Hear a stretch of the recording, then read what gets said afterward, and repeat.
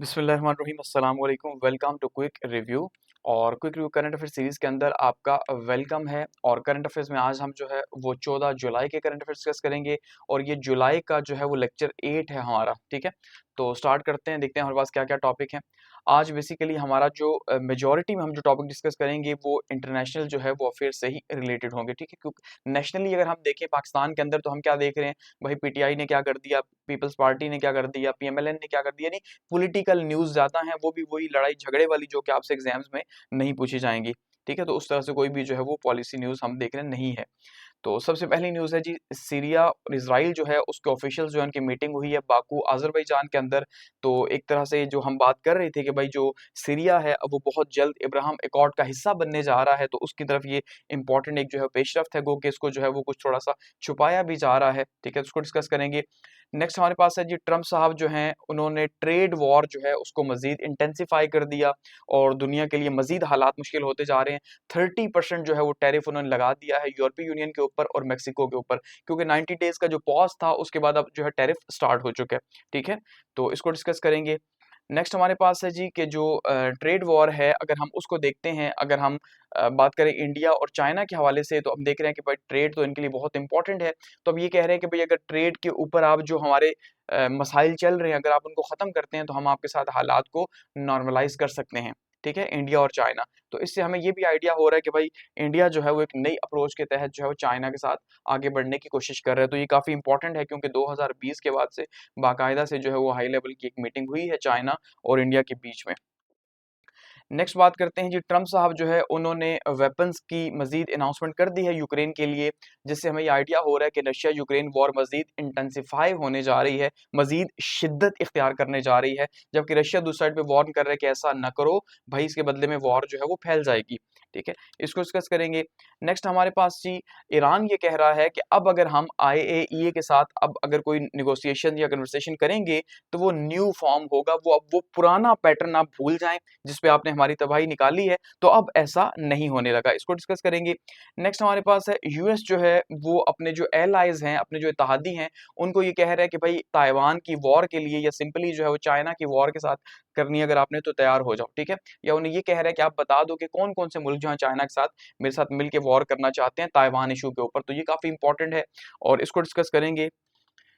और लास्ट में हम बात करेंगे जी कि मल्टीलैटरलिज्म के ऊपर जो है वो डिस्कशन हुई हुई है डॉन के अंदर। ठीक है, आज 14 जुलाई के अंदर, तो उसको डिस्कस करेंगे कि मल्टीलैटरलिज्म जो है आपको पता है सीएसएस के अंदर ऑलरेडी इसके ऊपर जो है वो क्वेश्चन आ भी चुका है इंग्लिश एसे के अंदर भी, कि भाई मल्टीलैटरलिज्म ही दुनिया का अब सोल्यूशन है या फ्यूचर है। ठीक है, तो ये आज हमारे पास जो है वो करंट अफेयर्स हैं या आप इन्हें कह लें ज्यादातर वर्ल्ड अफेयर्स हैं, इनको जो है वो आज हम डिस्कस करेंगे।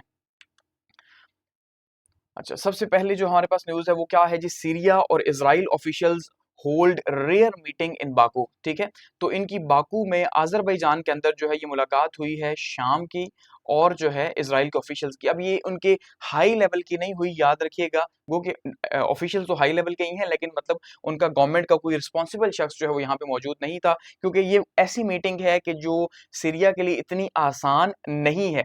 समझ रहे हैं बात को, क्योंकि सीरिया या शाम जो है आपको पता है इससे पहले मुसलसल पिछले 20 साल से जो है वो वॉर में है इसराइल के साथ, क्योंकि बशर अल असद गवर्नमेंट जब तक थी, ठीक है, तो तब तक जो है वो इसराइल बार बार स्ट्राइक्स करता रहा है सीरिया के ऊपर, उसके साथ एक जंग लगी रही है। तो अचानक से हालात को नॉर्मलाइज करना, तो सीरियंस शायद इस बात को इतना एक्सेप्ट ना करें या कबूल ना करें, तो उनके लिए भी हो कि भाई आप तो इस्लाम के नाम के ऊपर खिलाफत के लिए आए थे, तो आप जो है इसराइल के साथ ही ताल्लुकात बना रहे हो। समझ रहे हैं, तो इंटरनल पॉलिटिकल प्रेशर की वजह से जो है उन चीजों को छुपाया जा रहा है।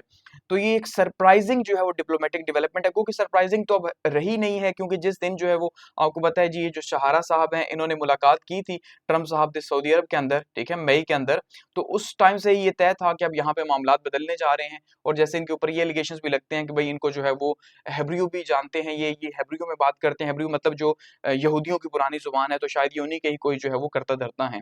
ठीक है, तो ये डिप्लोमेटिक जो है वो डेवलपमेंट यही है कि यहाँ पे इनकी मीटिंग हुई है अजरबैजान के अंदर। ये ये फेस टू फेस मीटिंग थी इनकी बाकू के अंदर, ठीक है, हाई ऑफिशियल्स की बात की जा रही है अजरबैजान के अंदर।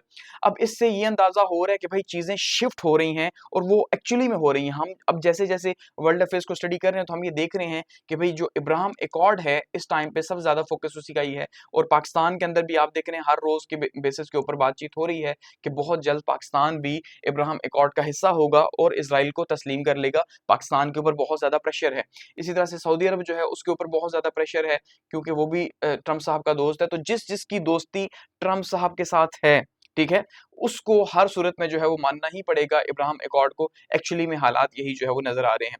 तो एक शिफ्ट जो है वो हम देख रहे हैं कि भाई अब ये जो दुश्मन थे 20 सालों से एक दूसरे के खिलाफ लड़ रहे थे, तो अब जो है वो चीजें बदल रही हैं और इसराइल जो है वो अपने ताल्लुकात को नॉर्मलाइज करने जा रहा है सीरिया के साथ। इसलिए जो मिलिट्री एक्टिविटीज हैं वो सीरिया के खिलाफ रोकने जा रहा है, जो उसकी मिलिट्री एक्टिविटीज हैं।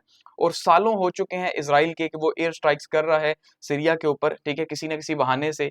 और अब जो है हम ये देख रहे हैं कि भाई आहिस्ता आहिस्ता हालात नॉर्मल हो रहे हैं, और हकीकत यही है कि सीरिया यानी कि शाम को इन हालात तक, ये जो आज खाना जंगी है शाम की, जो कि 2007 से स्टार्ट हुई थी, इसका 110% रिस्पॉन्सिबल अगर कोई है तो वो इसराइल है, ठीक है।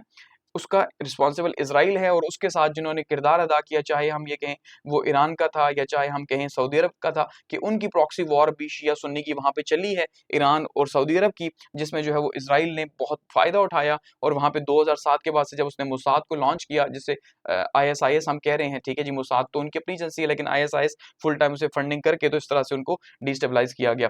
तो बेसिकली अब उसके बाद से ये हालात नॉर्मल हुए हैं। शायद वो यही चाह रहे थे कि उन्होंने जो है बशर गवर्नमेंट को यहाँ पे खत्म किया और उसके बाद जो है वो हालात नॉर्मल हो गए। अब वो चाह रहे हैं कि 1974 का जो हमारा एक एग्रीमेंट है, ठीक है जी, डिसएंगेजमेंट का एग्रीमेंट, उसको हम मजीद आगे लेके चले और हम एक दूसरे के साथ जो है वो पीसफुली आगे बात करें। तो अब देखते हैं कि ये पीसफुली कितनी बातचीत होगी और कब तक जो है वो इसराइल जो है इब्राहिम एकॉर्ड का, सॉरी, जो शाम है वो इब्राहिम एकॉर्ड का हिस्सा बनेगा, लेकिन वो अल्टीमेटली बनेगा, ठीक है। तो ये सबसे पहले हमारे पास न्यूज़ है।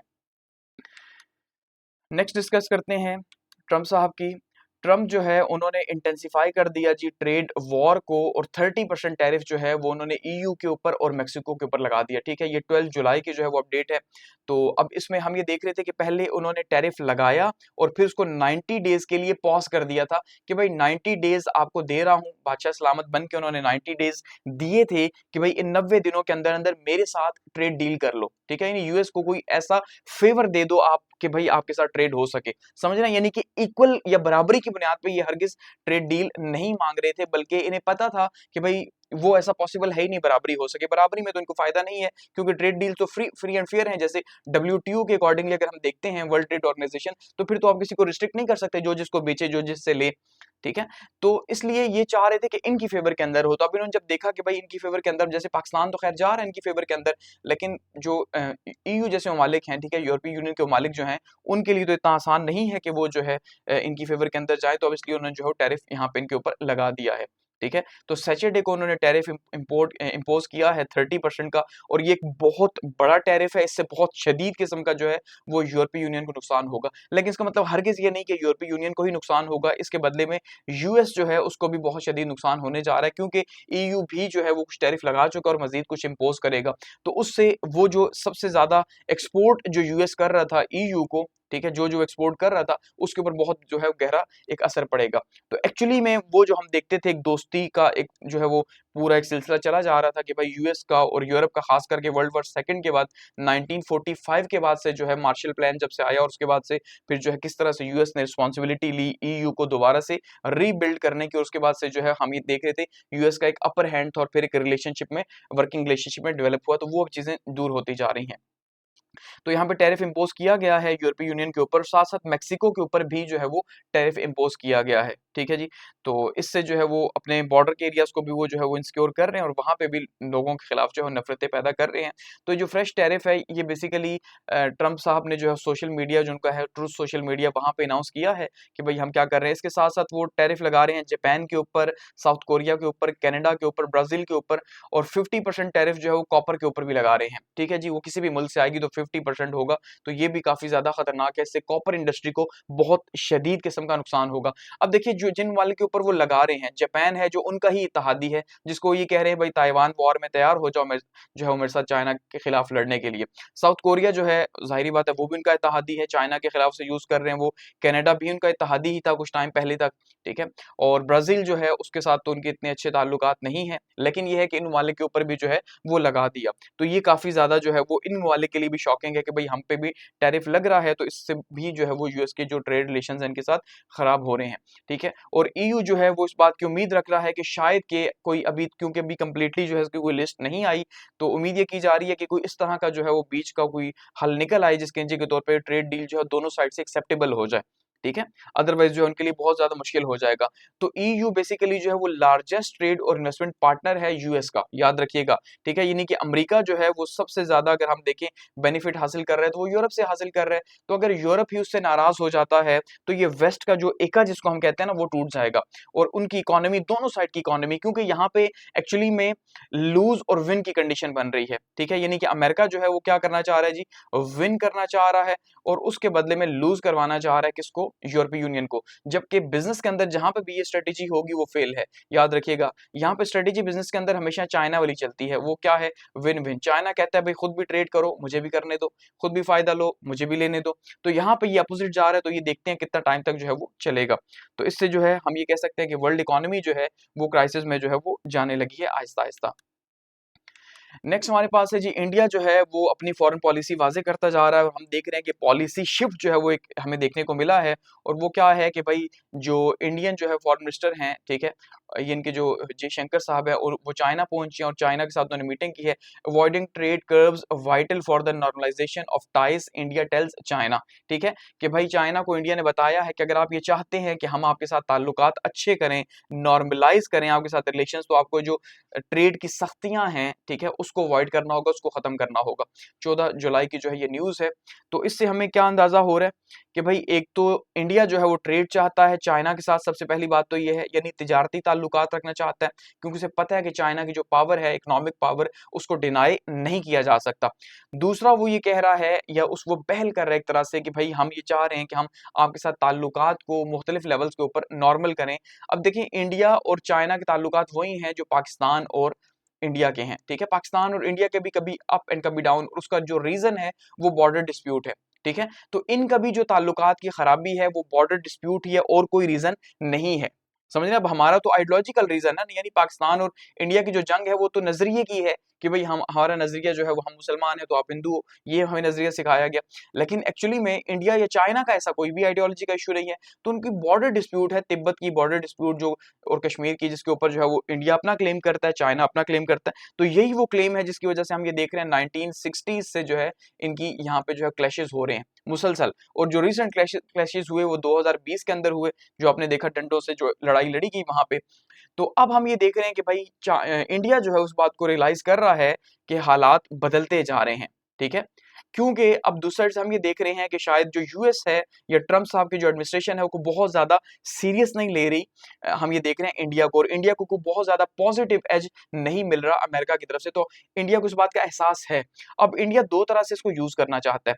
एक तो इसलिए भी कि यूएस को प्रेशराइज किया जा सके अपने फेवर के अंदर, जो लगता नहीं शायद यूएस हो। दूसरा इसलिए भी कि वो अपने जो है वो ऑप्शंस ओपन रखना चाह रहा है कि अगर यूएस की तरफ से उसे कोई डील नहीं मिलती तो एक्चुअली में जो है वो मजीद आगे बढ़े, और ये जो मालिक हैं यानी रशिया है या जो चाइना है, इनके साथ उसके कम से कम ताल्लुकात हों। अगर कल को जो है वो ईस्टर्न ब्लॉक कोई बनता है तो ये तो बिल्कुल ही यहाँ पे जो है सारे इसके दुश्मन हो जाएंगे, तो इसके लिए मुश्किल हो जाएगी, समझ रहे हैं। तो इसलिए वो ओपन रख रहे हैं अपनी डिप्लोमेसी को। तो ये जो बीजिंग का विजिट हुआ है इंडियन फॉरेन मिनिस्टर का, जयशंकर साहब का जी, इन्होंने चाइना के जो है काउंटर पार्ट से मुलाकात की है, और ये कह रहे हैं कि भाई जो बॉर्डर इश्यूज हैं उनको हम रिजॉल्व करना चाह रहे हैं और अवॉइड करना चाह रहे हैं कि भाई जो भी वॉरशर हुई है, लेकिन हम ये चाहते हैं कि आप जो रिस्ट्रिक्शंस हैं ट्रेड की वो खत्म करें, ठीक है। अब इससे पहले इनके जो मामलात खराब हुए थे 2020 के अंदर हुए थे, जबकि बॉर्डर के ऊपर जो है वो इशू या क्लैशेस हुए, और उसके बाद हमने देखा एक वॉर का समा बना, और एक जो है वो छोटी सी वहां पे वॉर भी हुई डंडो वाली, ठीक है। और फिर ये कहा गया कि डिप्लोमेटिकली बड़े हालात जो है वो खराब हो गए थे। तो अब दोबारा से जो है उनके हालात बहाल हो रहे हैं, और इंडिया को इस बात का एहसास हो रहा है कि भाई अब हम जो है वो मल्टीलैटरलिज्म की तरफ बढ़ रहे हैं, क्योंकि इंडिया को इस बात का अंदाजा भी है कि इंडिया इटसेल्फ एक पावर है इस रीजन के अंदर, ठीक है। और अगर वो अपनी पावर को बेहतर तरीके से यूज नहीं करेंगे तो मिस यूज हो जाएंगे। दूसरी साइड पे चाइना भी एक रियलिटी है। तो चाइना और इंडिया अगर कॉन्फ्लिक्ट के अंदर आएंगे तो जाहिर बात उसका रीजन को भी फायदा नहीं है और इंडिया को तो बिल्कुल फायदा नहीं है। अब यहाँ पे जो है जयशंकर साहब बता रहे हैं कि भाई हमारी मीटिंग हुई है और हम जो है वो मामला को आगे लेके चल रहे हैं। तो बेसिकली ये एक पॉलिसी शिफ्ट है, ठीक है जी। पॉलिसी शिफ्ट का मतलब क्या है कि भाई इससे पहले अगर उनकी पॉलिसी थी कि वो चाइना को जो है वो आंखें दिखा रहे थे, वो भी किसके कहने के ऊपर, अमेरिका के कहने के ऊपर, क्योंकि अमेरिका फुल टाइम इंडिया को इसी वजह से सपोर्ट कर रहा है, या सब कुछ उसके साथ कर रहा है। क्यों? इसलिए कि भाई वो इंडिया को जो है वो चाइना के अगेंस्ट में तैयार करना चाहता है, ऐसा ही है। लेकिन अब जब पॉजिटिव जो है वो हम ये देख रहे हैं कि कोई से फायदा नहीं हो रहा, अमेरिका से उस तरह से ना कोई बड़ी डील हो रही है, ना कहीं डिप्लोमेटिक सपोर्ट हो रही है, इवन पाकिस्तान के साथ जो है वो अमेरिका ताल्लुकात को थोड़ा ज्यादा सीरियस ले रहा है, ठीक है, कि हमसे उससे कुछ ज्यादा चाहिए। तो ऐसे में जो है वो अब चाइना जो है वो अपने आप को आगे लेके जा रहा है अपनी फॉरेन पॉलिसी को, कि भाई वो एक ओपन मल्टीलेटरल फॉरेन पॉलिसी को जो है वो रखे, बजाय इसके कि सिर्फ अमेरिका की तरफ देखे। उसके ताल्लुकात रशिया के साथ भी हैं और अब वो चाइना के साथ भी दोबारा से नॉर्मलाइज की तरफ कोशिश कर रहा है। तो ये एक अच्छी मूव है उनके हिसाब से। नेक्स्ट बात करते हैं जी, ट्रम्प साहब जो है वो अनाउंस कर रहे हैं वेपन्स जो है वो यूक्रेन के लिए, और उन्होंने वार्न किया रशिया को, ठीक है। नेटो के जो चीफ है उनके साथ जो बातचीत हुई है तो उसमें उन्होंने ये किस्म का रशिया को धमकियां लगाने की कोशिश किया कि भाई बाज आ जाओ, नहीं तो आपके लिए अच्छा नहीं होगा। तो 14 जुलाई की मीटिंग है, इस साइड पे नेटो के जो है सेक्रेटरी साहब मौजूद हैं और इस साइड पे जो है ट्रम्प साहब मौजूद हैं, तो इनकी मुलाकात हुई है। अब देखिए पिछले महीनों में हम ये देख रहे थे कि भाई नेटो और अमेरिका के बीच में एक दूरी पैदा हो रही थी, ठीक है, और ये कहा जा रहा था कि शायद नेटो जो है वो अमेरिका से दूर हो रहा है, ठीक है। तो उस हवाले से, या अमेरिका नेटो से दूर हो रहा है, तो इसलिए नेटो अपना डिफेंस खुद जो है वो तैयार कर रहा था। लेकिन हम देख रहे हैं दोबारा अमेरिका जो है पिछले जो है वो 1-2 हफ्ते से दोबारा से जो है वो इन हो रहा है वॉर के अंदर, ठीक है। पहले उसने जो असला वगैरह रोक दिया था, अब दोबारा से उसको जो है वो अलाउ कर रहा है। तो यूएस प्रेसिडेंट साहब जो है डोनाल्ड ट्रम्प साहब के नेटो के सेक्रेटरी जो है जनरल मार्क रूट जो है उनसे मुलाकात हुई है और मेजर जो है प्लान यहाँ पे डिस्कस हुए हैं, और यूक्रेन के हवाले से भी उन्होंने अनाउंसमेंट की है और उन्होंने कहा है कि भाई हम यूक्रेन को जो है वो मजीद असलाह प्रोवाइड करेंगे, ठीक है। और रशिया को साथ में जो है वार्निंग भी दी है कि अगर आप बाज ना आए तो आपके ऊपर टैरिफ लगेगा। अब ये बहुत इंटरेस्टिंग न्यूज़ है, ठीक है। अब वो ये कह रहे हैं अगर रशिया बाज ना आया तो रशिया के ऊपर एक तो टैरिफ लगा देंगे, दूसरा रशिया के जो एलाइज हैं, जो उसके इत्तेहादी हैं, उनके ऊपर भी लगाएंगे। अब उसके इत्तेहादियों में सबसे पहले वो ये कह रहे हैं कि भाई चाइना भी इत्तेहादी है और इंडिया भी इत्तेहादी है। तो मल्टीलैटरल वर्ल्ड के अंदर इस टाइम पे अगर हम देखेंगे तो ये तीनों बड़ी ताकतें हैं, ठीक है। इनकी इकोनॉमी है, अमेरिका पहले नंबर पे अगर है, ठीक है, और उसके बाद हम ये देखते हैं चाइना है, तो इंडिया की भी एक पावर है मल्टीलैटरलिज्म के अंदर। लेकिन इंडिया जैसे कि अपने ताल्लुकात को अमेरिका और जो है वो ईस्ट के साथ बैलेंस करना चाह रहा है, तो अब उसको भी जो है वो टारगेट किया जा रहा है ट्रम्प की तरफ से। तो शायद ये इनको पहले से इस बात का अंदाजा था इंडिया को, इसीलिए वो चाइना के साथ जो है अपने ताल्लुकात को बेहतर कर रहे हैं, ठीक है। तो वो कह रहे हैं 500% टैरिफ लगाया जाएगा, 500%। ये एक बहुत बड़ा टैरिफ है एक्चुअली में, ठीक है। और किन के ऊपर? रशिया के ऊपर, चाइना के ऊपर, ठीक है, और इंडिया के ऊपर। देखिए रशिया के ऊपर तो लगेगा ही लगेगा, वो तो वॉर में डायरेक्टली है, लेकिन उसकी सपोर्ट में चाइना है और इंडिया है, क्योंकि इंडिया ट्रेड बेनिफिट दे रहा है रशिया को, उससे ऑयल परचेज कर रहा है, इसलिए इंडिया को भी टारगेट किया जा रहा है। तो ये इंडिया के लिए काफी ज्यादा अलार्मिंग है।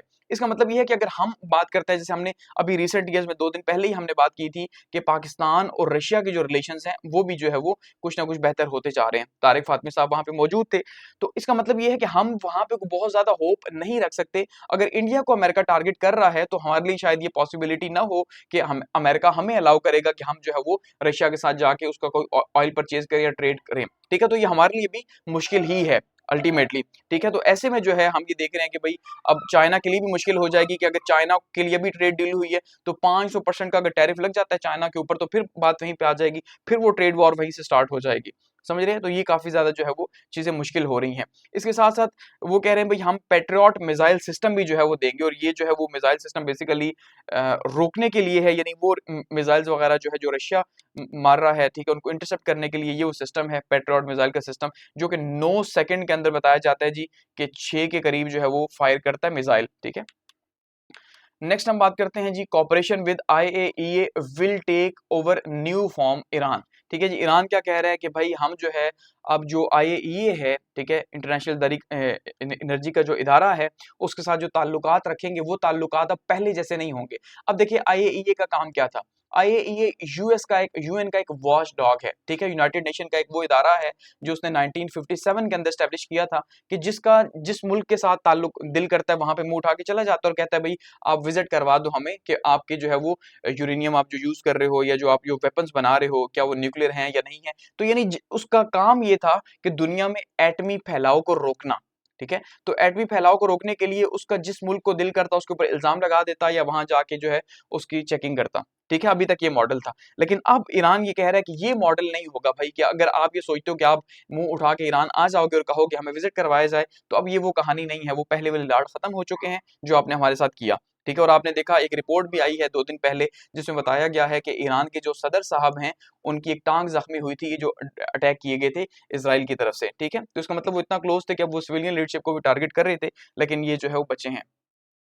तो अब ईरान क्या कह रहा है, एक तो कह रहे हैं हम कॉपरेशन तो रखना चाह रहे हैं इंटरनेशनल एटॉमिक एनर्जी एजेंसी के साथ, ठीक है, लेकिन अब ये वो पहले जैसी नहीं होगी। आपको पता है इनकी पार्लियामेंट जो है वो पहले ही कह चुकी है कि हम आईएईए जो है अब उसको अलाउ नहीं करेंगे, हम उसके साथ कॉपरेशन को सस्पेंड कर रहे हैं। ठीक है, लेकिन अब ये है कि सस्पेंशन का ये नहीं बता रहे, यहाँ पे ये कह रहे हैं हम चाहते तो हैं कि हम आपके साथ कोऑर्डिनेशन में आगे बढ़ें, ठीक है, लेकिन अब ये पहले जैसा नहीं होगा। उसका तरीकाकार ये होगा कि आप जहाँ पे चाहेंगे हम आपको वहां पे विजिट नहीं करवाएंगे, बल्कि हमारी मर्जी होगी कि हम जहाँ पे भी आपको लेके चलें। ठीक है, यानी कि हम जो है वो सिलेक्टिवली हैंडल करेंगे कि आपने कहाँ जाना है। और ये कौन हैंडल करेगा? ईरान की जो सुप्रीम नेशनल सिक्योरिटी काउंसिल है वो ये तय किया करेगी कि आईएईए को कहाँ का विजिट करवाना है, कहाँ का नहीं करवाना। हम आपके साथ रखेंगे ताल्लुकात, लेकिन मर्जी अब हमारी चलेगी। पहले आपकी चलती थी, यानी एक अपोजिट हो गया ना कि अब आंखें दिखा रहा है ईरान की, अब वो पहले वाली बातें नहीं है। फिर वो कह रहे हैं हम फ्यूचर में भी आपके साथ बातचीत जारी रखना चाहते हैं, ठीक है, लेकिन ईरान का जो राइट है एनरिचमेंट का वो हम किसी सूरत भी सरेंडर नहीं करेंगे। तो फिर से कहानी वहीं पे बार-बार आ रही है कि भाई हम जो है वो जीरो एनरिचमेंट पे बिलीव नहीं करते। वो कि हम ये बिलीव जरूर कर रहे हैं कि हम नॉन प्रोलिफरेशन ट्रीटी का हिस्सा हैं, हम एटमी हथियार नहीं बनाएंगे, लेकिन हम जीरो एनरिचमेंट के ऊपर भी नहीं आएंगे।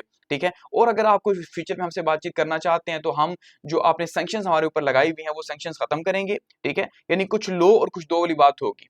अगर आप हमारी सैंक्शंस खत्म करेंगे तो हम आपकी बातें मानेंगे, अदरवाइज हम आपकी बातें नहीं मानेंगे। तो ईरान इस टाइम पे अभी भी जो है वो एग्रेसिव मूड के अंदर ही दिखाई दे रहा है और ये नजर आ रहा है कि भाई वो तैयार नहीं है जीरो एनरिचमेंट के लिए। हालांकि 2 दिन पहले ये न्यूज आई थी कि रशिया जो है वो भी ये कह रहा है, कि एक रिपोर्ट थी जो पब्लिश की गई अमेरिका के अंदर, कि रशिया ने ईरान को ये कहा है कि आप अमेरिका की जो डील है उसको मान लो और जीरो एनरिचमेंट के साथ मान लो उसको। ठीक है, लेकिन जो है हमने देखा कल रशिया ने इसको डिनाई कर दिया। रशिया जो है उसने इस रिपोर्ट को डिनाई किया और कहा कि भाई हम जीरो एनरिचमेंट के ऊपर हम बिल्कुल नहीं जा रहे, बल्कि ईरान का जो राइट है एनरिचमेंट का वो है।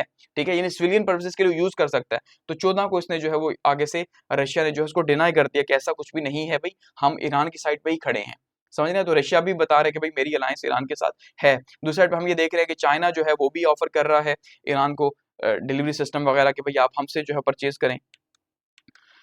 नेक्स्ट बात करते हैं जी, US demands clarity from allies on their role in the war over Taiwan. अब देखें ये अभी तक तो किसी न्यूज का हिस्सा ही नहीं था कि भाई ताइवान के साथ कोई वॉर करनी है या नहीं करनी, लेकिन अचानक से हम कल देख रहे हैं जी जो ट्रम्प साहब हैं वो ये कह रहे हैं, या यूएस जो है बेसिकली वो ये कह रहा है कि अब हमारी जो पॉलिसी है वो शिफ्ट हो चुकी है। तो पॉलिसी शिफ्ट में अब हम ताकत के जरिए जो है वो अमन लेके आएंगे दुनिया के अंदर। ठीक है, वो क्या कह रहे हैं कि हमारी पॉलिसी जो है, ये पॉलिसी ट्रम्प की है बेसिकली, याद रखिएगा। ठीक है, अमेरिका की नहीं है, ट्रम्प की ये पॉलिसी है कि भाई हम क्या करेंगे कि जो पावर मिलिट्री है उसके थ्रू जो है हम पीस लेके आएंगे। जैसे कहा जाता है ना एटम फॉर पीस, तो ये भाई इसीलिए बनाए गए हैं कि हम इसके थ्रू इसको गिराएं। जैसे हमने जापान के ऊपर गिराए थे तभी जो है दुनिया के अंदर अमन आया, तो अब हम जो है वो इसी तरह से जिस मुल्क के ऊपर हमारा दिल करेगा हम हमला करेंगे, लेकिन मकसद क्या होगा? अमन लाना। ठीक है, तो वो कह रहे हैं हमारी पॉलिसी शिफ्ट हो गई है। तो हमने अपने इत्तेहादियों से पूछा है जो हमारे एलाइज हैं, ठीक है, यानी जापान हो गया या फिर जो है वो इंडिया हो गया या बाकी जो उनके एलाइज हैं, उनसे पूछा है कि आप बताओ कि भाई आप क्या ताइवान की वॉर में हमारे साथ हो? यानी अगर कल को हम जो है वो यूएस एक वॉर स्टार्ट कर देता है चाइना के साथ ताइवान की प्रोटेक्शन के लिए, तो क्या आप हमारे साथ मिलकर चाइना के साथ वॉर करोगे या नहीं करोगे? क्योंकि हम देख रहे हैं कि भाई इस टाइम पे तो यूएस अकेला ही हमें दिखाई दे रहा है और सारे मुल्क की बेनिफिट ले रहे हैं चाइना से, तो उनके लिए वॉर लड़ना इतना आसान नहीं है। ठीक है, तो ये जो है क्लैरिटी मांगी और वो मुल्क भी हैरान है। तो यूनाइटेड स्टेट्स ने जापान से और ऑस्ट्रेलिया से खास करके क्लैरिटी मांगी है, क्योंकि जो दोनों मुल्क हैं ये इस टाइम पे क्वाड्स का हिस्सा हैं। ठीक है, जो 4 ममालिक का इत्तेहाद है इसमें इंडिया भी शामिल है, लेकिन यहाँ पे इंडिया का नाम नहीं लिया गया। और अगर लेट्स सपोज इंडिया का नाम लिया जाता है तो आप ये देखें इंडिया तो अभी जो है वो खुद चाइना के साथ ताल्लुकात को एस्टेब्लिश कर रहा है, क्योंकि उसको अंदाजा हो रहा है कि वो अमेरिका के चक्कर में आके कहीं जो है वो अपने पड़ोसी को खराब करके तो खुद ही अपने लिए मुश्किलात पैदा ना करते पहले से ही। अब और दूसरा ये भी हम ये देख रहे हैं कि अब जो 3 ममालिक का इत्तेहाद बन रहा है ना, उससे भी चाइना को थ्रेट, इंडिया को सॉरी थ्रेट पैदा हो गया। अब आपने देखा लास्ट मंथ जो है पाकिस्तान, चाइना और बांग्लादेश जो है इनकी मीटिंग हुई थी, इनके फॉरेन मिनिस्टर्स की मीटिंग हुई थी। ठीक है, तो इस लिहाज से अगर हम देखें तो पाकिस्तान का बॉर्डर इंडिया का, क्योंकि बीच में इंडिया है, चाइना का बॉर्डर और बांग्लादेश का बॉर्डर, ये तीनों ही इनसिक्योर हो गए। तो तीन बॉर्डर्स इनसिक्योर अगर हों, पाकिस्तान के साथ पहले से उसकी जंग चल रही है, चाइना के साथ भी उसके हालात खराब ही थे, और बांग्लादेश के साथ भी जब से मोहम्मद यूनुस की हुकूमत आई है, ठीक है, तब से आपको पता है कि भाई जो है उनके साथ भी उनके जो है वो हालात बहुत खराब हैं। उन्होंने जो है वो उनको जो है वो हसीना वाजिद को रखा हुआ भी है इंडिया ने। तो एक्चुअली में इस टाइम पे बांग्लादेश में भी वही नफरत है इंडिया के लिए जो पाकिस्तान के अंदर है। तो इंडिया के लिए बहुत ही मुश्किल हालात हैं कि भाई वो तीन ममालिक से कैसे जो है वो निपटे, जिसमें सबसे बड़ी पावर चाइना है, और चाइना ही बांग्लादेश की भी मदद कर रहा है, और चाइना ही जो है पाकिस्तान की मदद कर रहा है। तो ऐसे में तो इंडिया बीच में कुचला जाएगा। ठीक है, तो ये उसके लिए बहुत ज्यादा मुश्किल हो जाएगी। इसीलिए उसने इस बॉर्डर को सिक्योर करने के लिए यहाँ पे जो है वो हसीना वाजिद को बिठाया हुआ था कि भाई हसीना वाजिद यहाँ बैठेगी तो ये बॉर्डर का जो है सिक्योर रहेगा, क्योंकि ये दो तो पहले से ही दोस्ती में है। तो अब ये तीसरा भी उनके साथ मिल गया तो उसके लिए थ्रेट है। इसलिए अब इंडिया जो है वो अपने आप को थोड़ा सा ओपन रखना चाह रहा है कि भाई चाइना के साथ ताल्लुकात को बेहतर किया जाए, ताकि ना तो वो इसकी हेल्प कर सके खुल के, ना इसकी हेल्प कर सके खुल के। ठीक है, तो कल को अगर वो पंगा ले लेता है अमेरिका के कहने में, तो फिर खुद बेचारा कहाँ जाएगा। तो इसलिए मुश्किल हो रही है इंडिया के लिए, वो मल्टीलैटरलिज्म को देख रहा है, तो इसलिए इसका नाम नहीं लिया गया। तो जापान और ऑस्ट्रेलिया से ये बात पूछी गई है कि भाई आप चाइना, और ये फाइनेंशियल टाइम्स की रिपोर्ट है, ठीक है, वो बता रही है कि भाई क्या आप जो है वो ताइवान की अगर हम हिफाजत करते हैं तो आप सपोर्ट करोगे ताइवान को, यानी बिल्कुल वही जो यूक्रेन वाला मैंने आपको लास्ट टाइम भी बताया था। ठीक है, तो कह रहे हैं जी हमारी जो नई पॉलिसी है वो क्या बता रही है कि अब हम पीस जो है वो लेके आएंगे through strength, peace through strength. तो इसके ऊपर जो क्वेश्चन है वो शायद आपसे आ सकता है कि इसको मजीद डिस्कस किया जाए, तो आपसे पूछा जा सकता है करंट अफेयर्स के अंदर भाई कि पीस टू स्ट्रेंथ अमेरिका जो है क्या चाह रहा है, कैसे जो है पीस टू स्ट्रेंथ लेके आए। जैसे हमने ईरान के हवाले से भी देखा, अब यूक्रेन के हवाले से भी अपनी पॉलिसी को वाजे कर रहा है। देखिए अब पहले वॉर्स को रोकने की बात हो रही थी, अब वो यूक्रेन को मजीद असला दे रहा है, सिर्फ इसीलिए कि पीस टू स्ट्रेंथ है, तो इसका मतलब ताकत दी जाए और मारा जाए रशिया को, समझ रहे हैं। अब यही काम जो है वो ताइवान के साथ भी वो करना चाह रहा है। तो ये एक नई पॉलिसी हम यहाँ पे इसकी देख रहे हैं। तो उसमें वो क्या कह रहे हैं जी, अमेरिका जो है कि भाई अपने तहादियों को आप अपनी डिफेंस स्पेंडिंग्स को इंक्रीज करो। ऑलरेडी जो है वो ये कह चुका है कि बजट का 3% नेटो के ममालिक बढ़ाएंगे, लेकिन क्योंकि ये नेटो कंट्रीज में नहीं है, ना जापान है ना ऑस्ट्रेलिया है, ठीक है, तो ये बेसिकली क्वाड्स का हिस्सा है।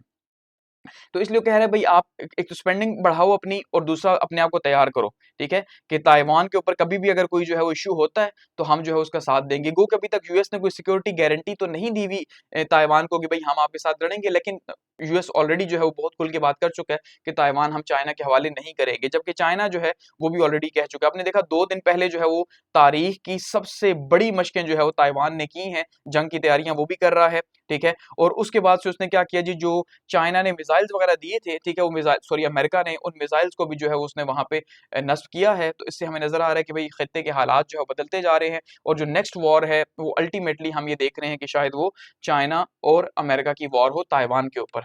ठीक है, तो यहाँ पे जो इनके सेक्रेटरी साहब हैं उन्होंने यहाँ पे जो है पूरा बयान दिया हुआ है।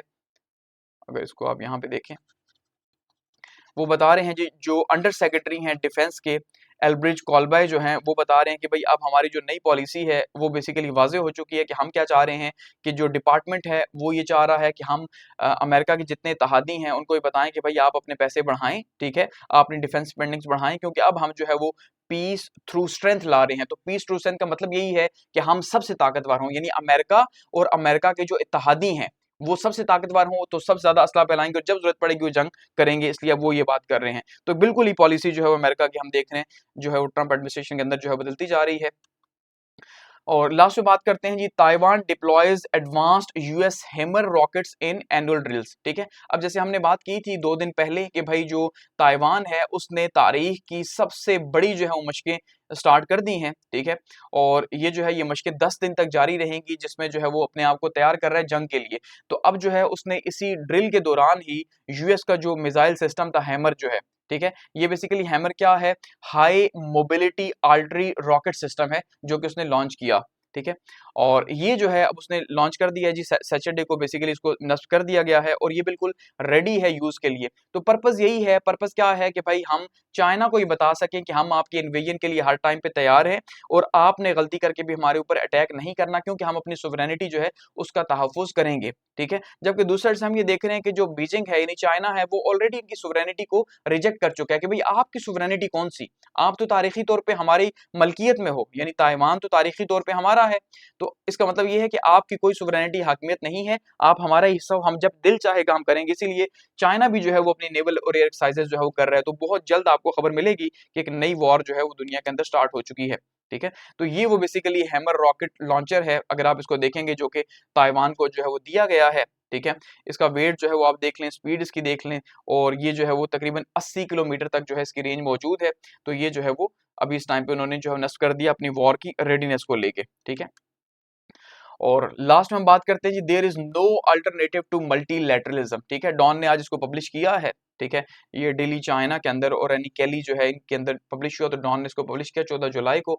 तो मल्टीलैटरलिज्म बेसिकली क्या है, देखिए अब हम अगर थोड़ा सा हिस्ट्री में पीछे जाते हैं और हिस्ट्री में पीछे जाके देखते हैं, तो कभी एक जमाना था कि जब जो है हम ये कहते हैं बाइपोलर दुनिया थी। ठीक है, 1900 अगर आप देखें 20 से लेके तो 1991 तक जो है वो एक ताकत की खींचातानी लगी रही। 1920 में रशियन रेवोल्यूशन आया और उसके बाद से वहां पे सोवियत यूनियन बना। ठीक है, रशिया जो है वो सोवियत यूनियन में बदल गया। तो सोवियत यूनियन जो है वो हर टाइम मुकाबला करता रहा अमेरिका का।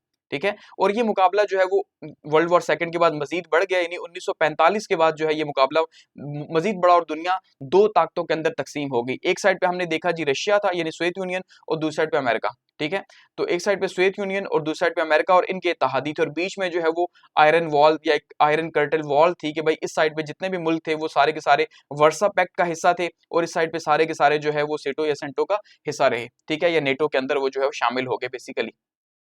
तो ये हमने देखा दुनिया की तकसीम दो हिस्सों के अंदर, नहीं दो बड़े चौधरी थे दुनिया के, सिंपली अगर हम देखें किसी ना किसी को ज्वाइन करना पड़ता था। तो जब पाकिस्तान 1947 में आजाद हुआ तो पाकिस्तान ने जो है वो अमेरिका को ज्वाइन किया।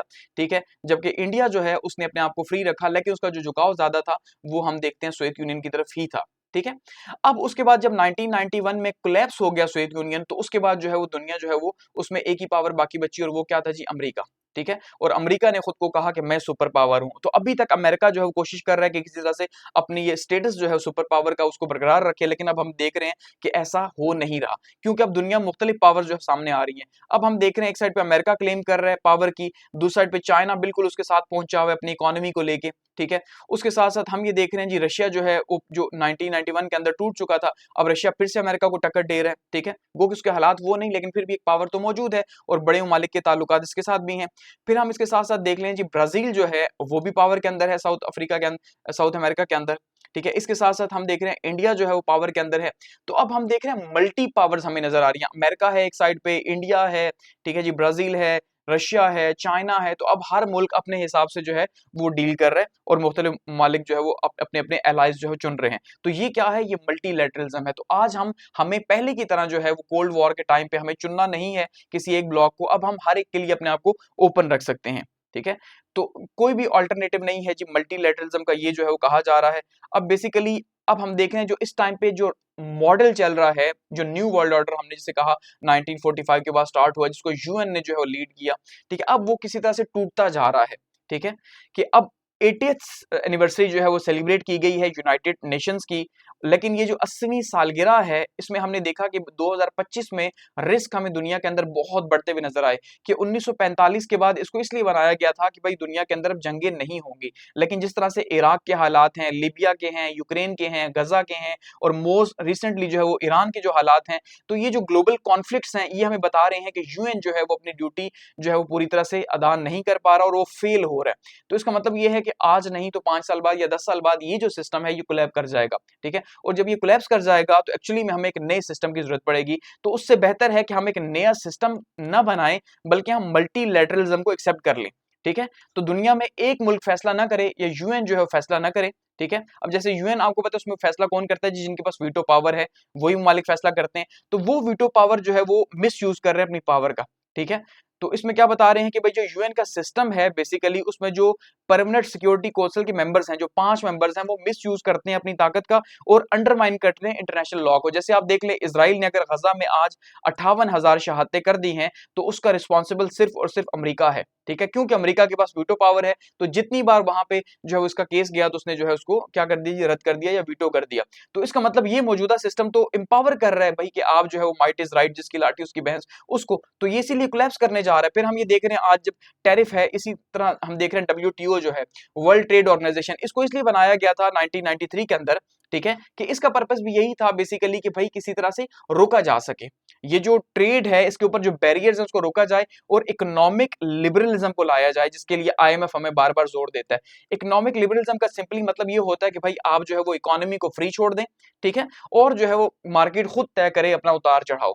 तो इसलिए डब्ल्यूटीओ को बनाया गया। लेकिन आज हम देख रहे हैं जितना कहा गया कि ममालिक जो हैं, जो रियासतें हैं, वो अपनी मुदाखलत ना करें इकोनॉमी के अंदर, आज उतना ही मुदाखलत हो रही है। उसकी सबसे प्राइम एग्जांपल अमेरिका खुद है, ठीक है। सो इसका मतलब जिन लोगों ने डब्ल्यूटीओ बनाया या यूएन बनाया, आज वो खुद इनको पामाल कर रहे हैं, तो ये सिस्टम कैसे रन कर सकता है? एक्चुअली में ये सिस्टम फेल हो चुका है और फेल होने के करीब है, ठीक है। और इससे जो 1% जो रिचेस्ट लोग हैं वो मजीद आगे बढ़ते जा रहे हैं और अपनी दौलत समेटते जा रहे हैं, और दुनिया के जो गोल्स हैं डेवलपमेंट के, ठीक है, जो कि हम कह रहे हैं मिलेनियम डेवलपमेंट गोल्स हैं, तो वो कभी भी अचीव नहीं हो सकेंगे। और जो दुनिया की एलीट है वो बेल आउट्स लेती जा रही है बैंकों से, चाहे वो पाकिस्तान के अंदर ही क्यों ना हो। यानी 1% मजीद रिच हो रहे हैं और बाकी सब जो है नीचे आ रहे हैं। तो उसके नतीजे के तौर पर जो पब्लिक है उसका डिस्ट्रस्ट पैदा हो रहा है और एक्सट्रीमिज्म पैदा हो रहा है। यानी इदारों से, रियासतों से नफरत पैदा हो रही है।